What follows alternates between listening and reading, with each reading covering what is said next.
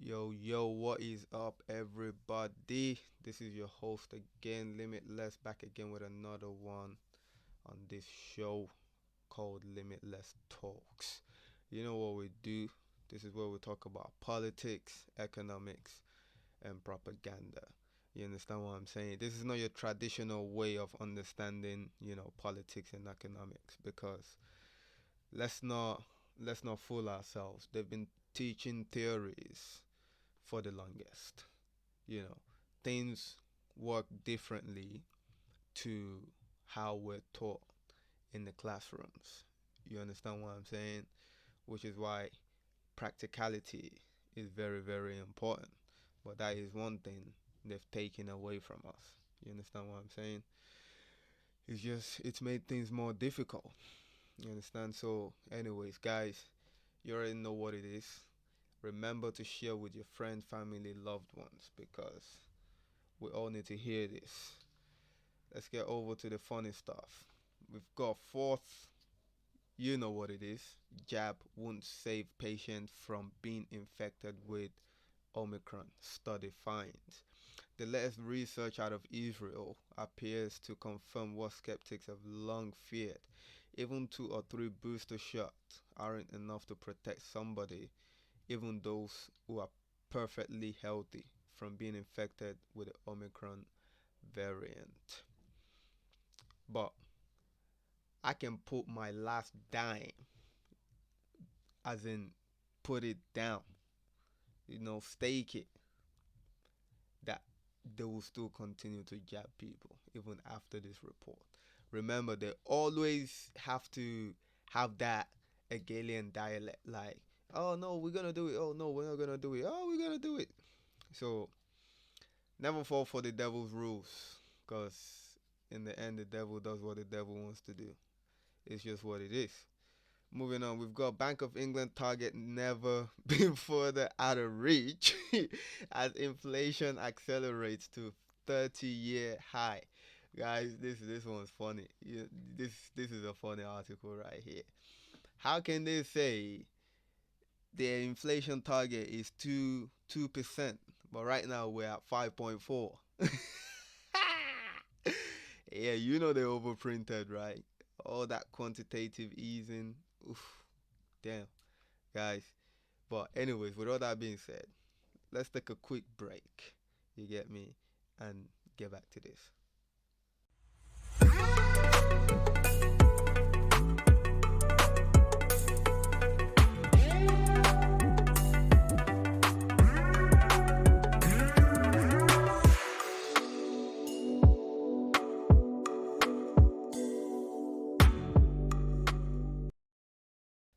Welcome back, everyone. Again, this is your host, Limitless. This is the show where we talk about politics, economics, and propaganda. Remember to share with your family, friends, and loved ones because we all need to understand how the world works. And until we do, we're gonna keep going round and round in circles with these politicians, man. A lot of us aren't ready for this, you know. So we gotta level up. Moving on, we got increasingly distant dream. Nearly half of UK renters want to buy out their landlord. New research has highlighted the desire for house ownership amongst UK tenants. The study has revealed that 42% of UK renters want to buy their home off their landlord rather than move. Guys, this is no brainer. You understand what I'm saying? Properties are concentrated in the hands of, very, very few people. You understand what I'm saying? Owning a real estate, that's that's that's the ultimate financial freedom right there. Owning a piece of land, a piece of real estate, it's the ultimate financial freedom. That's why they make it difficult, extremely difficult to buy a house, to buy a property. If they can't, you see, a lot of these things we're supposed to get it for free anyways. You understand?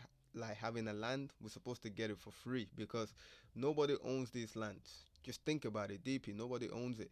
So for them to be charging us for land, it makes no sense. You understand? And yeah, we know someone's gonna come from somewhere and say, "Oh, you can't just give land away to people." Bullshit. You see, things if people are willing to govern themselves, there's always a way to accomplish things. That is just it.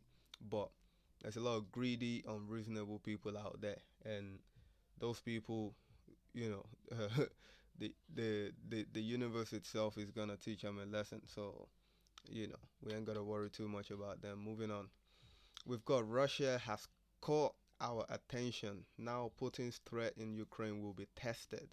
Again, we keep hearing all this rhetoric regarding Russia, Ukraine. We got China and Taiwan. You know all these different setups that are currently going on, and it's only getting louder and louder in the mainstream media. You understand what I'm saying? The US, UK already showing their support, sending equipment and stuff like that. Even though UK initially said they weren't gonna get involved, but we know what this is building up to. They need right now. They've got so many things set up that they can use, to give us the narrative of why the stock market is crashing, why people are gonna be homeless, why people are gonna be jobless, why people ain't gonna have no food, no, like it's coming, guys. Just be patient, because we've been talking about this for so long. Food shortages, stuff like that. It's gonna happen. It's all coming. Disrupting the supply chain, it takes years to build the supply chain. So of course it's gonna take years to for the effect of disrupting it to show, because from manufacturing, goods go into storage, from storage to the consumers. So a lot of manufacturing has slowed down, drastically. The production around the world have slowed down. So now we're exhausting the products we've got in storage, and once the storage exhausted, that's it. You'll see them shelf go proper empty. Moving on. We've got AT&T delays 5G rollout near some airports after airline warns of disruption. We've been seeing a lot of rhetoric regarding this, but they're not listening. They understand that yes, 5G, you know, is not compatible with these planes.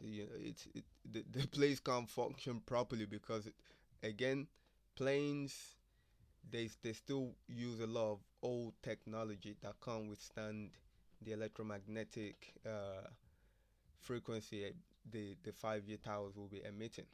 So it's definitely something a lot of us need to follow on, because again, this is another how can I put it, another setup, another distraction, because we know 5G, even the human body can't cope with 5G. That's why they want us all locked up in the house, cooped up, and all that there. So yeah, keep an eye out on that one.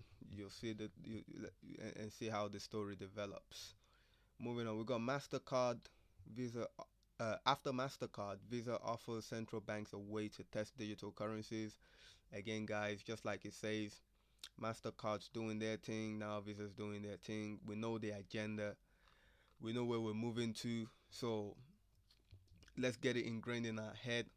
Fourth industrial revolution, new payment system, new method of manufacturing, new method of material production and stuff like that. So everything is new, and it's crazy.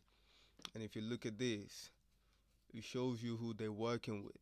You know, uh, Visa has joined Mastercard in offering them a way to test retail application for digital currencies that might issue. Bloomberg reported on Thursday.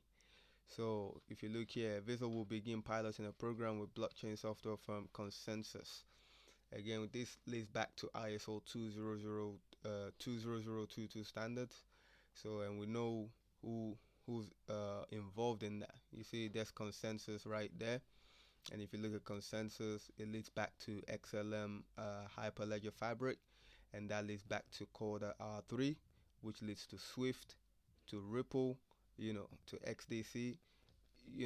Look at this flow chart, and get yourself accustomed to it, because this is gonna be the new system.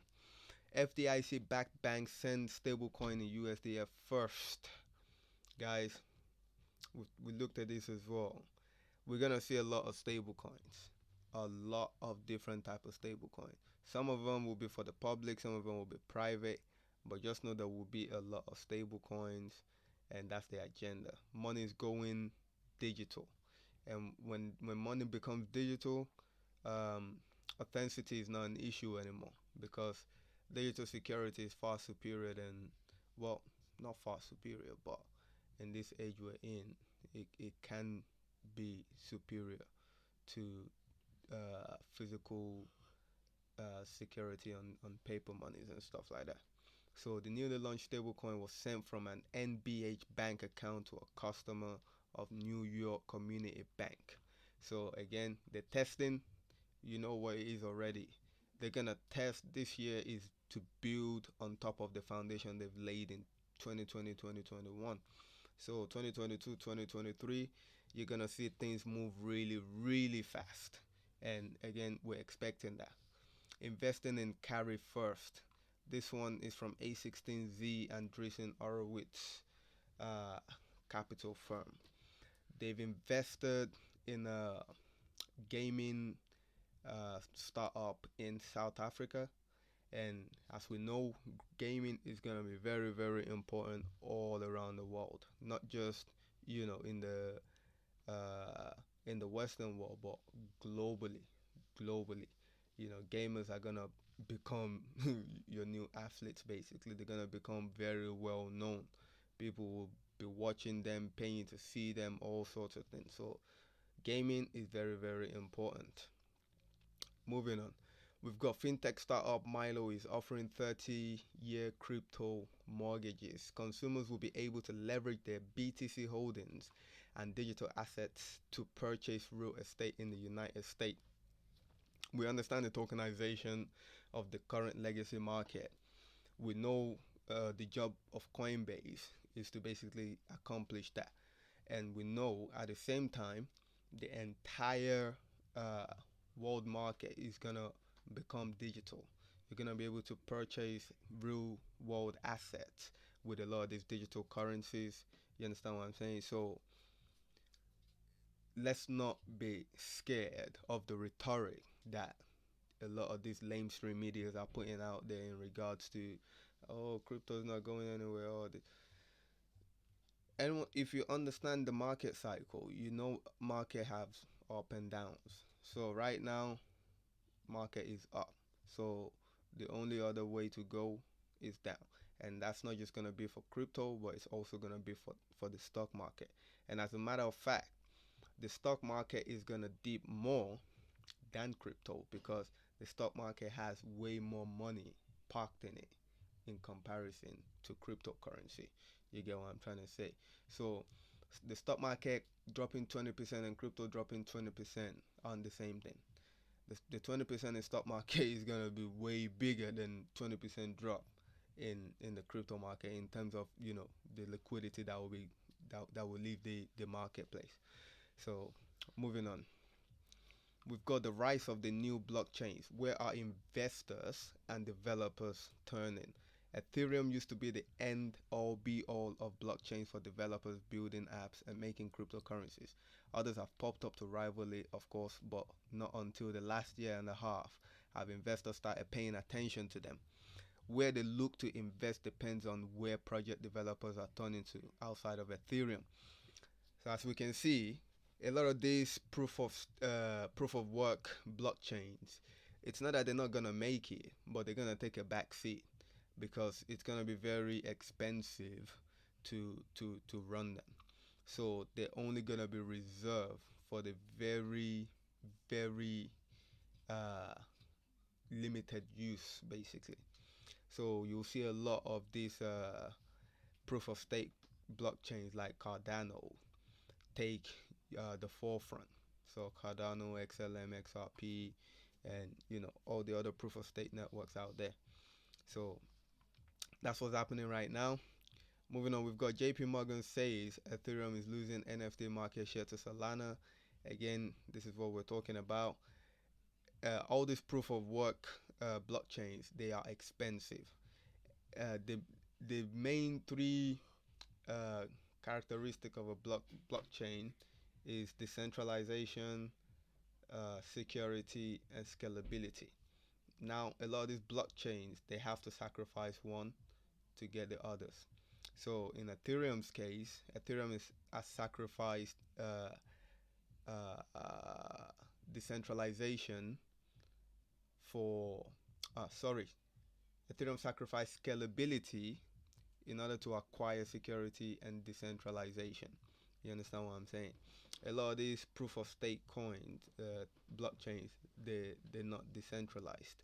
You understand what I'm saying? They are centralized networks, which means there's a there's a main, a main group of people at the top controlling things. So if you look at how much it's costing to transact on Ethereum, you'd understand why developers and investors will be shifting away from the likes of Ethereum and Bitcoin and be moving over to networks like Solana because they're cheaper, faster, and you can scale them basically. So moving on from that, and we've got EU regulator calls for ban on proof of work mining used by Bitcoin and Ethereum. Again, I set this back to back just so you can see the rhetoric that's going on out there, because they're gonna part of the regulations we're gonna see is a crackdown on proof of work blockchains, and that's because if you've heard, all they keep talking about is green economy, green economy. So a lot of this proof of work blockchain, they don't fit into that agenda. Not that they won't make it, they will find uh, solutions to manage them, like for example using renewable energy to basically do the mining and stuff like that. But they won't they won't support any new system being built as proof of work. And as you can see, a lot of the new networks being built out there, they're all proof of stake, proof of stake, proof of stake. So that's the future. So we understand regulation is coming, and that's gonna make a lot of cryptocurrencies disappear basically. Moving on, we've got inside the metaverse economy, jobs and infrastructure projects are becoming real. We know what they're trying to do with the metaverse. They're getting us out of the real world and putting us into the fake world. And in this fake world, you'll be able to do as a matter of fact, you'll be able to do even things you can't do in the real world. You understand what I'm saying? So with the agenda is to distract the masses attention away from what's going on in the reality. And trust me, reality is gonna be messed up enough that most people would rather just stay in the metaverse than deal with their reality. It's just what it is. You understand? New job creation will be taking place inside the metaverse in 2022, from developers working on gaming and NFT transaction for luxury brands and social media platforms to gamers monetizing their skills. Again, gamers gamers are gonna be big. So if you can play game, yes, this is your time to shine. The venture capital community will continue to make investments that bridge the world of gaming and the metaverse economy. A new global infrastructure based on massive computing power needs should support leading chip makers like Nvidia and Intel. So again, we know what the agenda is. This is all to basically feed the new AI system, Skynet. If you haven't heard about Skynet yet, again, research into Skynet. Skynet is global. Yes, it's the same Skynet in Terminator, exactly the same. Yes, Skynet. So, guys, that's all I got today. Let's have a look at the Bank of England. Currently, rate is sitting at 0.25 and inflation at 5.4%. Now, again, in order for this to come down, this gotta go up.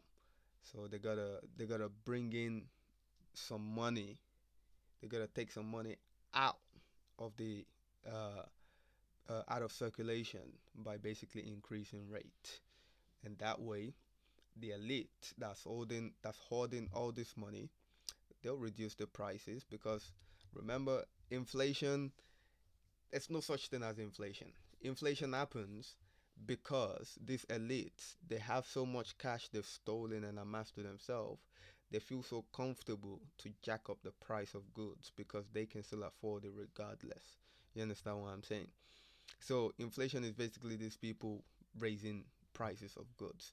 If prices of goods don't go up, like who you get what I'm trying to say? Like why is it going up? Why can't it just stay the same? Someone's like, "Oh, I had to pay." Okay, why did if you have to trace it all the way back to the root cause, you'll be asking someone like, "Why did you raise your price?"